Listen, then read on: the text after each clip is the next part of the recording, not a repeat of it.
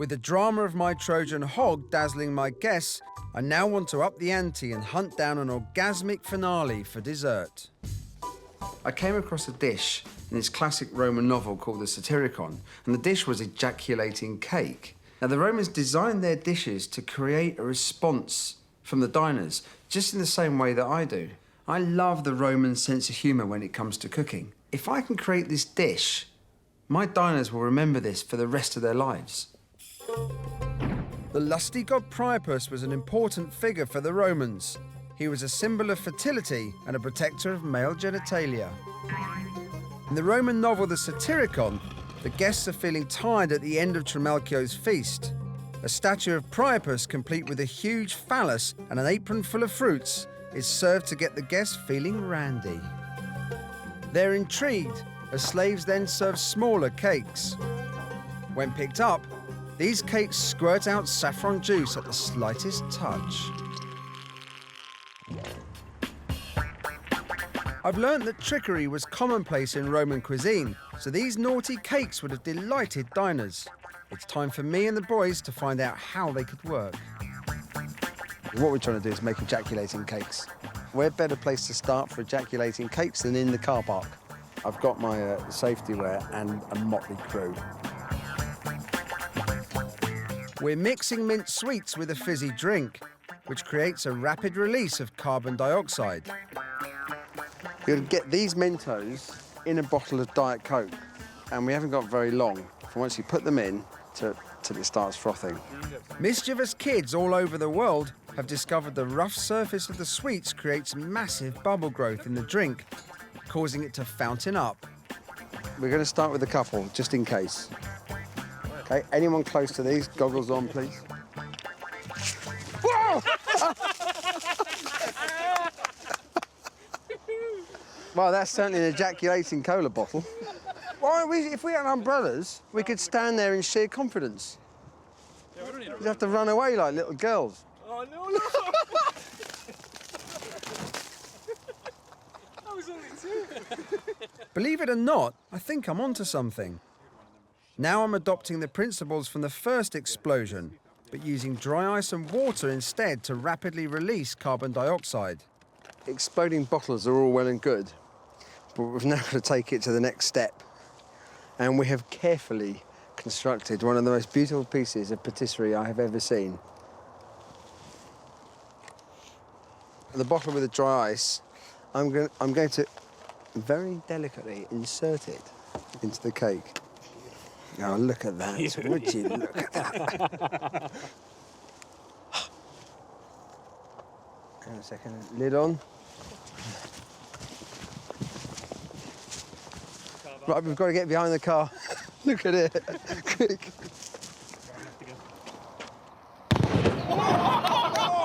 Oh, get in there! Oh my God. It's impressive, but I need a spurting ejaculation, not an explosion. It's a danger factor. We can't. How are you going to eat? There's nothing left to eat. I didn't think it was going to be as powerful as that. Certainly, we have to tone this down, not cover the guests, certainly not maim them. The exploding cakes have given me an idea. I'm using the exact same chemical reaction and deliberately scaling it down. I'm going to make my cakes bubble up gently. I'm using dry ice, water, and egg whites.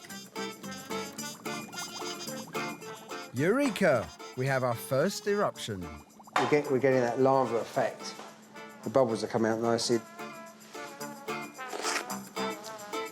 It's fizzy. It's fizzy egg white.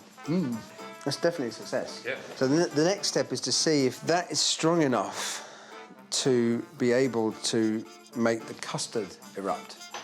I want this to bubble with saffron custard, as the original Roman cakes did. That was a real eruption.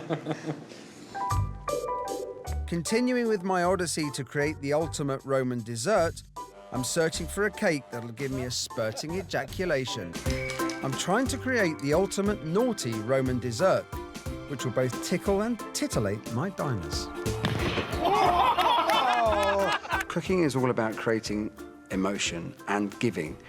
And from a chef's point of view, if you can give pleasure to people through food, that is a truly fantastic feeling. But my ejaculating dessert just isn't ready to please. I've a sturdy spurt, but no cake. It's a rather awkward problem to discuss, and I need professional help. This is kind of as much of a physical problem as anything else. We've got to somehow get the shape of the cake sorted. The size, the shape, how do we kind of aid that eruption? Cake maker Mish Turner makes wedding cakes for the discerning glitterati, including Madonna and David Beckham. She's agreed to an intimate chat about my little problem. Hi. You're good. Right. It's based on somebody called Priapus, who apparently was the god of fertility. And the idea that somehow you kind of touched part of the cake and a saffron custard will come out.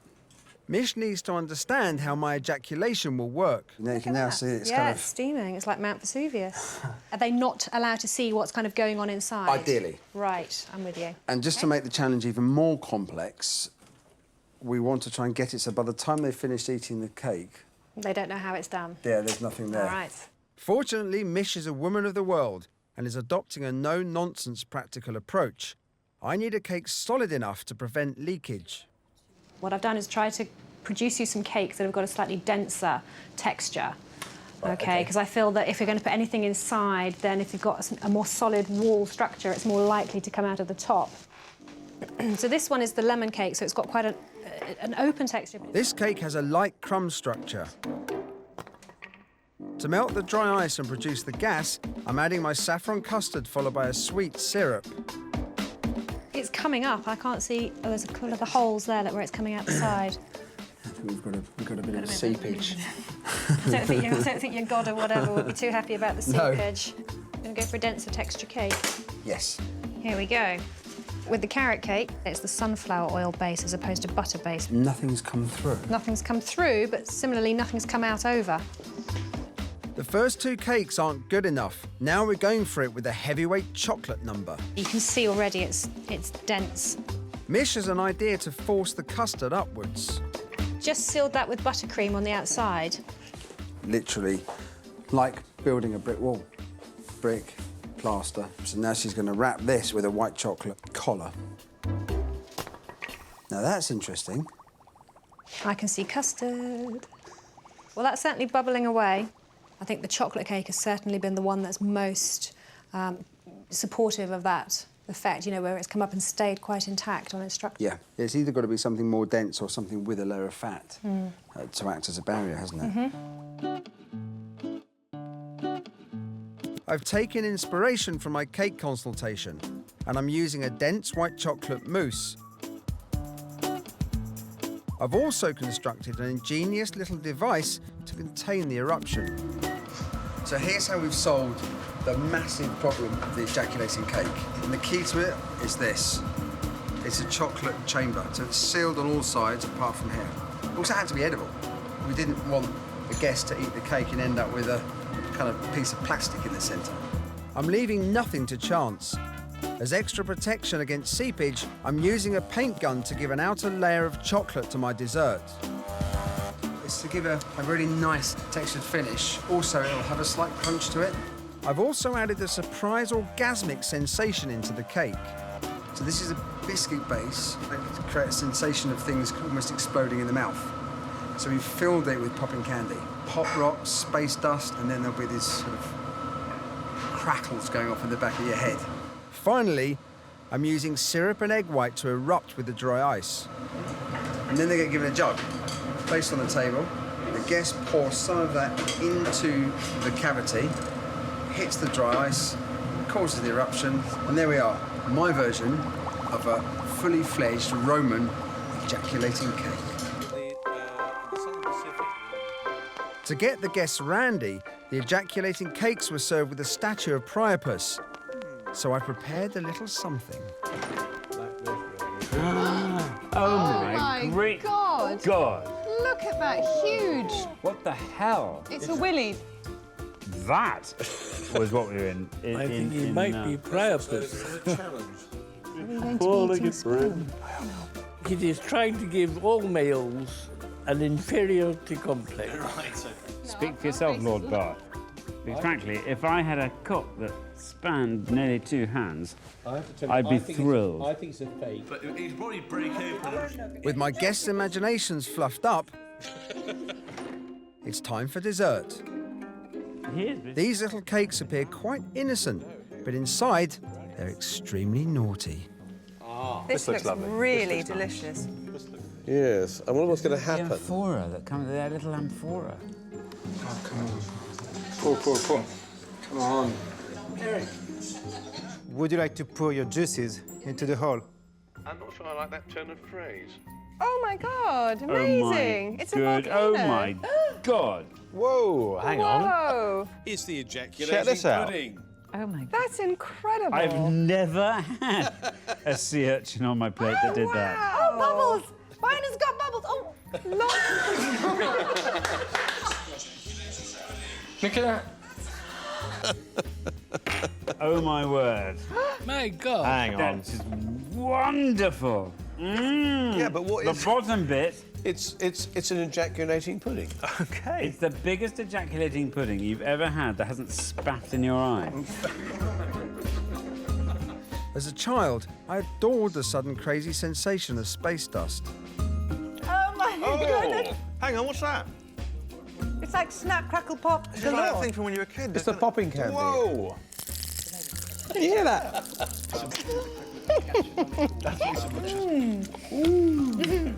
Yeah. You got it? Yeah?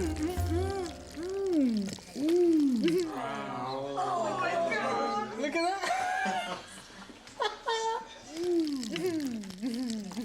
You're enjoying it. It's like when Harry met Sally. It's an orgasm in the mouth, actually. It's a mouthgasm. That's what it is. It's a mouthgasm. I'm wondering if it's going to do it again. I want it to go again. Give it 20 minutes.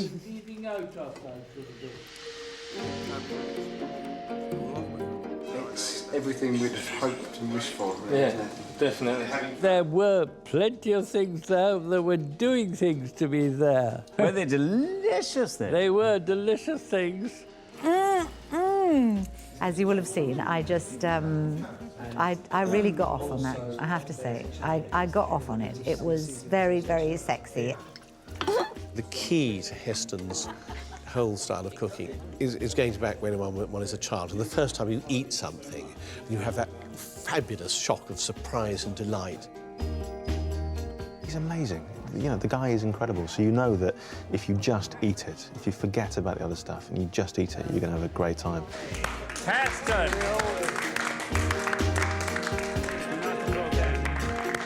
It was amazing.